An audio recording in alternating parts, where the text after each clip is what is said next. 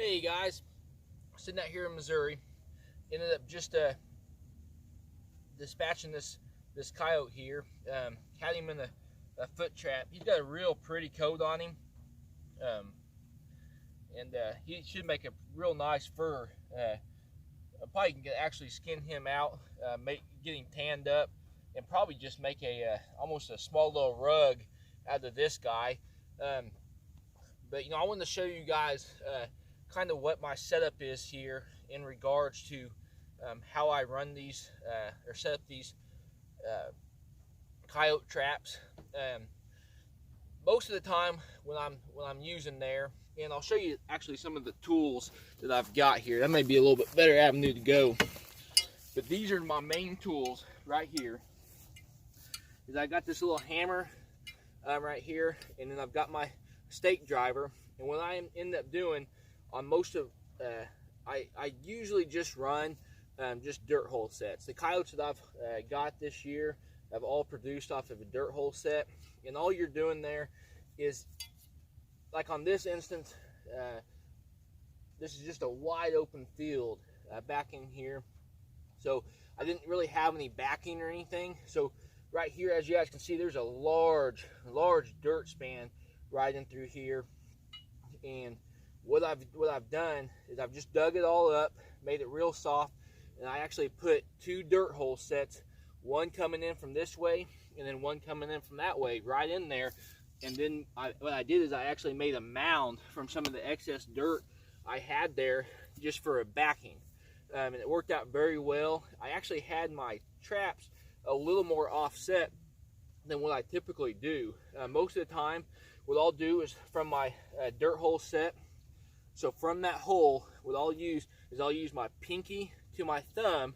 So we'll say that this right here is my hole, and I'll put my pinky and my thumb out there, and then what I'll end up doing is I'll come off right here, and then I'll take about an inch and a half to 2 inches either side of that, and that's what they call an offset, and that's exactly where you want your pan at. So this coyote right here was actually on the far side of that, and right here was actually where my dirt hole is. And once you catch a coyote in here, definitely rebait this guy as much as you can, because you've got a ton of coyote scent right in through here, and it should produce several times for you. If there's continuous coyotes, I mean, you can kind of see the coyote is definitely he's got some poop in there, and I'm sure he's just got a ton of coyote scent right in through here. So what I'm gonna end up doing is kind of getting some I'll leave this spot alone for a couple days, come back in here, rebait it when I've got a little additional time. But with that, I'll show you guys this catch on him. The one I caught the other day was a little bit better than this one when it comes to actual good grief, that thing's locked in there pretty good. But anyway, you guys can see right in through here, that's a Duke number, I think that's a Duke number 2 is what that is. I don't want to get a whole lot of scent on that trap. But I got him right there in the paw. What I'm using is just a cable anchor. So basically you're just taking that anchor, which fits right down here in your drive pole, and then it's what it is, an earth anchor. So it's a cable about probably 18-24 inches, depending on which ones you get. But you're just driving that thing in there, bedding your trap in, making your dirt hole set there, and you should be ready to rock and roll. This one, it was actually I think a 4x4 spot that I dug out just to kind of try it, and it produced. I think this trap has been here for 6 days. And another key thing that I do is I do not drive up on my traps. What I end up doing is I'll put all that I'll put all of it set up there, and then I'll actually just drive the road. I feel confident with the way I set my traps in regards to not having animals dig up, and it just works out very well. So basically I'm getting that, just don't drive up to your traps if you don't have to. If you can glass them, figure out if there's an animal in there. If there is, go in there, make your decision whether you dispatch him, let him go, and then kind of go from there. But the less, what I found is the less you're in around your traps, the better off they're going to produce. But glad to get this guy out of here.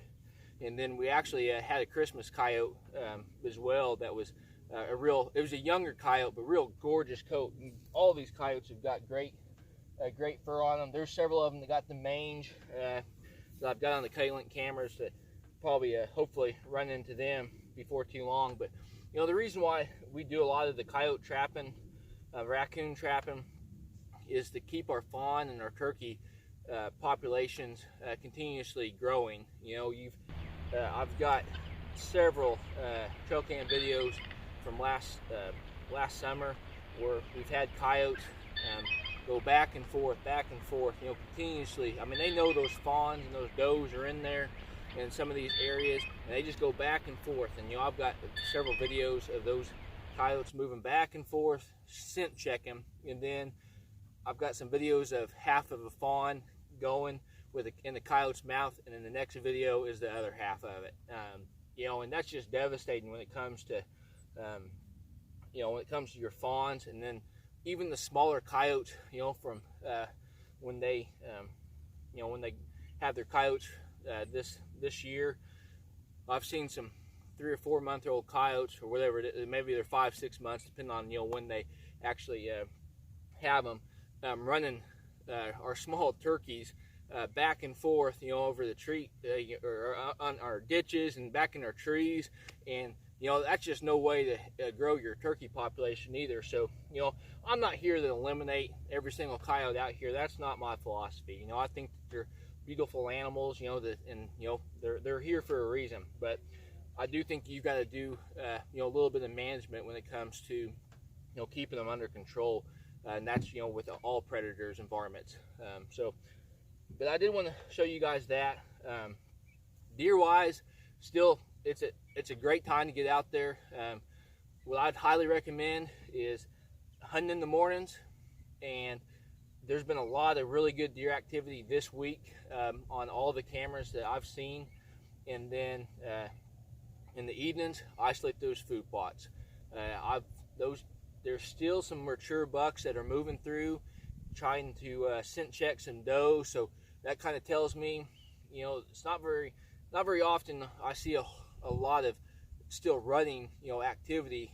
But when you got a lot of does out, that first and second cycle, those does may not have got bred, along with those third does. Again, you don't see it very often, but it could very well possibly be that there are some does maybe coming into maybe a third cycle there, or maybe their second cycle was late. Not for sure, but I'm still seeing a little bit of rutting activity.